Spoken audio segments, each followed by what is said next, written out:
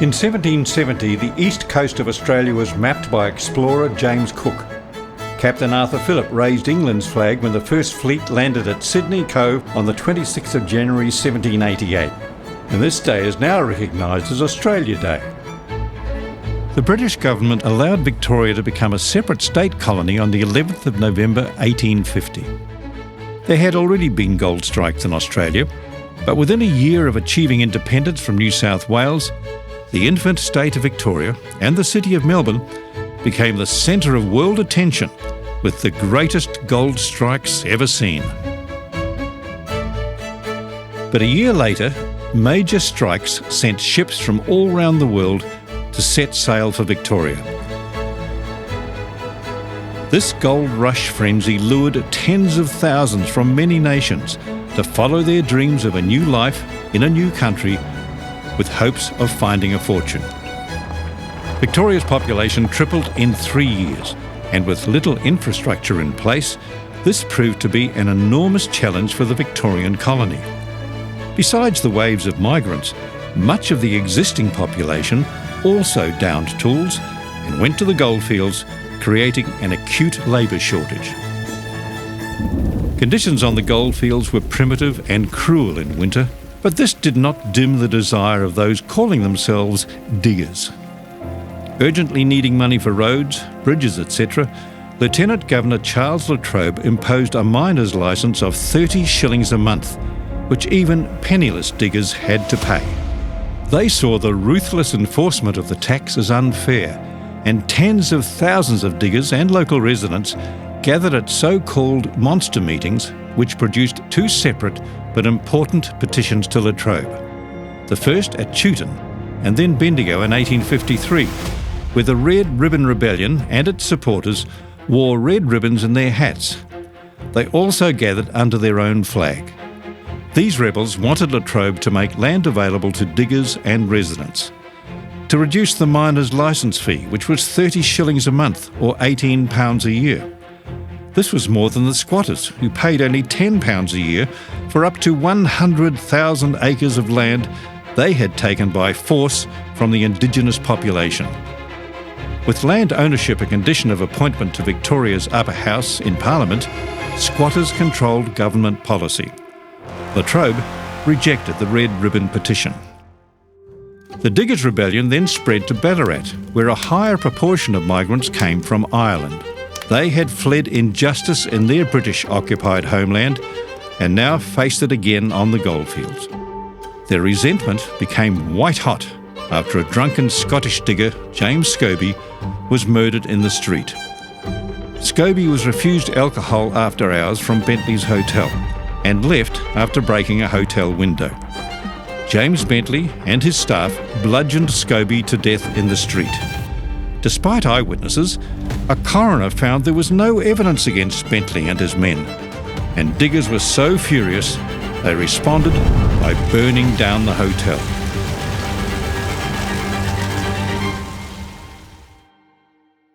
Victoria, like the rest of the world, was yearning for better democratic rights, and the Chartist movement was campaigning in many countries for political change. Chartists' influence in the goldfields was crucial for what was about to happen. They clearly influenced the wording of the Ballarat Reform League Charter. And this was woven into the second petition to La Trobe, drawn up in 1854. It was an improved and broader statement than Bendigo's Red Ribbon version. Read out at a monster meeting on Bakery Hill, Ballarat on the 11th of November 1854, around 10,000 diggers and residents overwhelmingly voted to support it. The Ballarat Reform League Charter demanded every citizen to have a voice, no taxation without representation, which Americans had fought for in their War of Independence, honest government, abolish property qualifications for members of the Legislative Council, full and fair representation, universal manhood suffrage or the right to vote, members of Parliament to be paid so less wealthy people could become members of the Legislative Assembly, regular elections, total abolition of the diggers' and storekeepers' tax, and the release of 3 men held in prison for burning down Bentley's hotel. The Ballarat Reform League presented their petition to La Trobe's newly appointed replacement governor, Charles Hotham. His rejection of the petition and refusal to even negotiate sparked an even stronger protest at Ballarat. On the 29th of November 1854, the rebels again gathered, this time flying their now famous Eureka flag.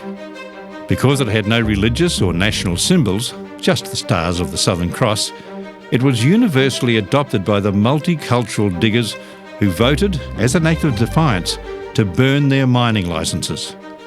Political resistance had hardened into rebellion. The next day, their elected leader, Peter Lalor, stood before a huge crowd who enthusiastically endorsed the following oath of allegiance.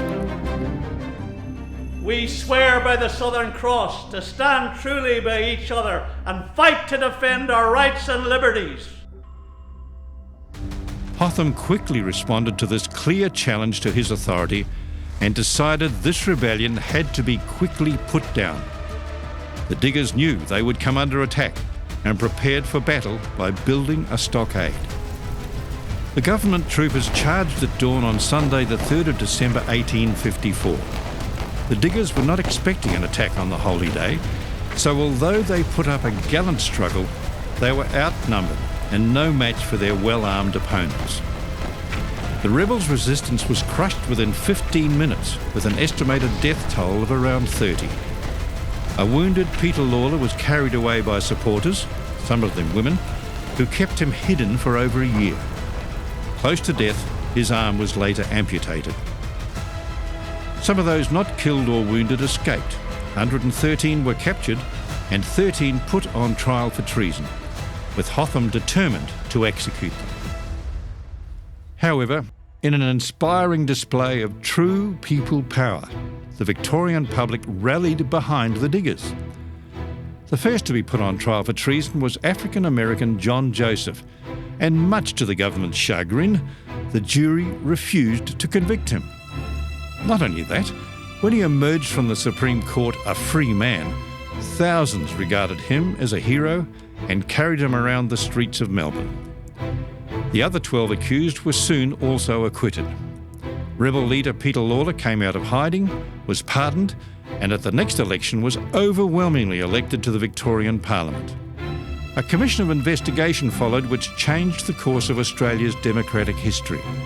A new constitution, proclaimed in Victoria, became the first legislature anywhere in the world to enact the following: adopt a secret voting process, abolish property qualifications for members of the Legislative Assembly, adopt manhood suffrage, that is the right to vote, with universal suffrage granted later, hold elections every 3 years, and enforcing the system of one man, one vote.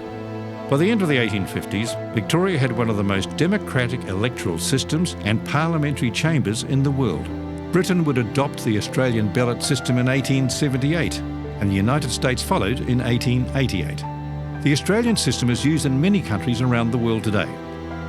In 1890, the immortal Mark Twain visited Ballarat to see where Australia's only civil war took place, and wrote this about the Eureka Stockade struggle.